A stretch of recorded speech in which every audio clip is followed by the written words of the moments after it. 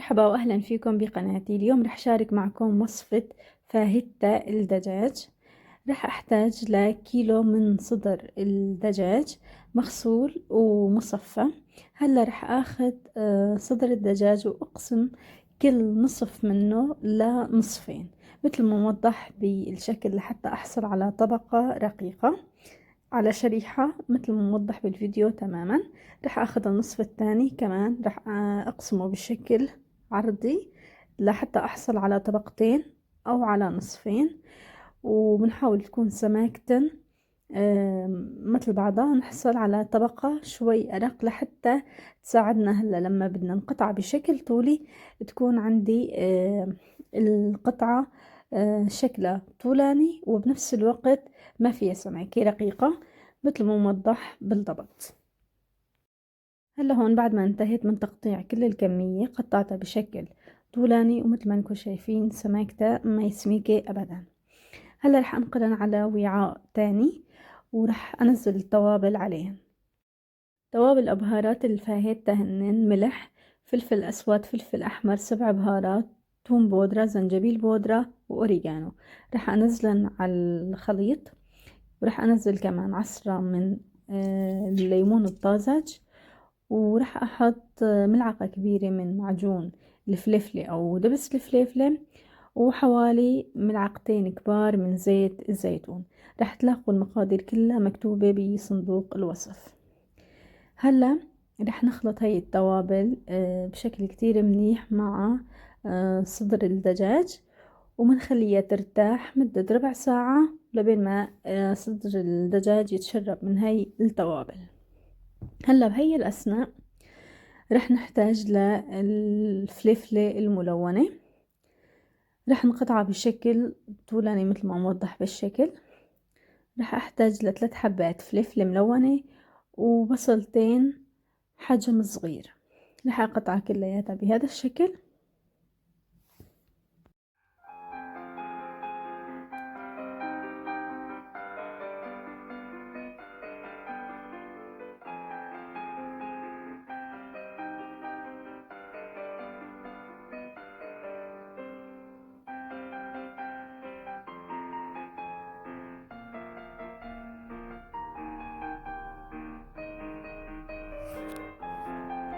وهلا حطيت المقلاة على الغاز ورح احط عليها شوي من الزيت النباتي ورح اخليها لبين ما تحمى. ضروري المقلاة تكون حامية. بعدين بننزل عليها صدر الفروج المتبل مسبقا. رح انزل عليها الفاهيتا، رح بس هيك ارتبن مجرد ترتيب، ما رح احركن ابدا، ورح اخليه على نار اعلى من الوسط بشوي بدون ما نحركه وبدون ما نغطيها لحتى الطبقة السفلى تاخد لون.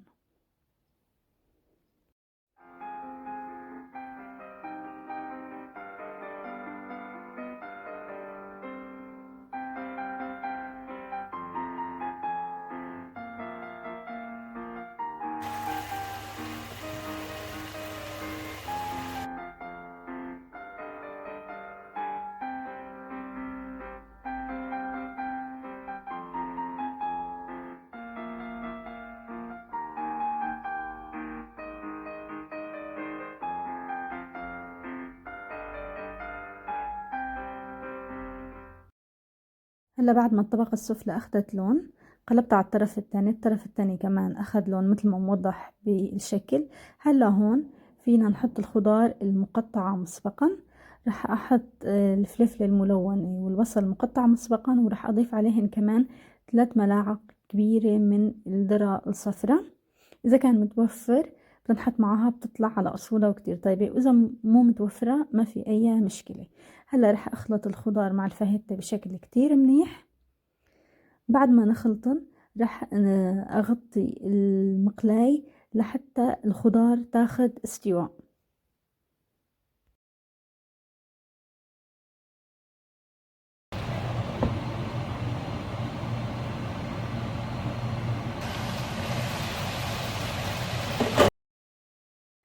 هلا هون مجرد ما الخضار استوت بيكون كمان الفاهيتا أو صدر الدجاج استوى، وبتكون صارت عنا شبه جاهزة.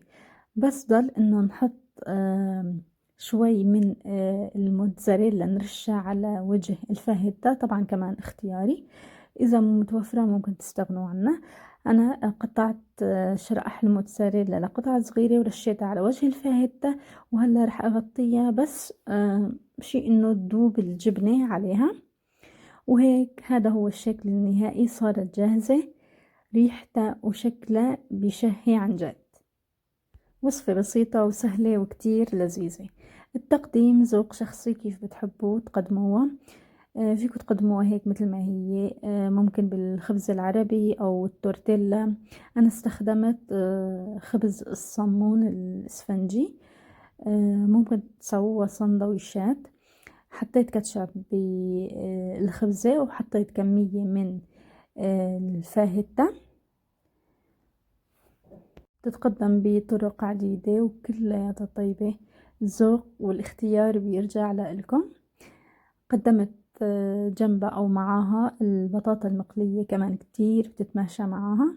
وهي وصفتي لليوم. إذا عجبكم الفيديو لا تنسوا دعم القناة بالاشتراك واللايك. ألف صحة وهنا سلفا، والسلام عليكم.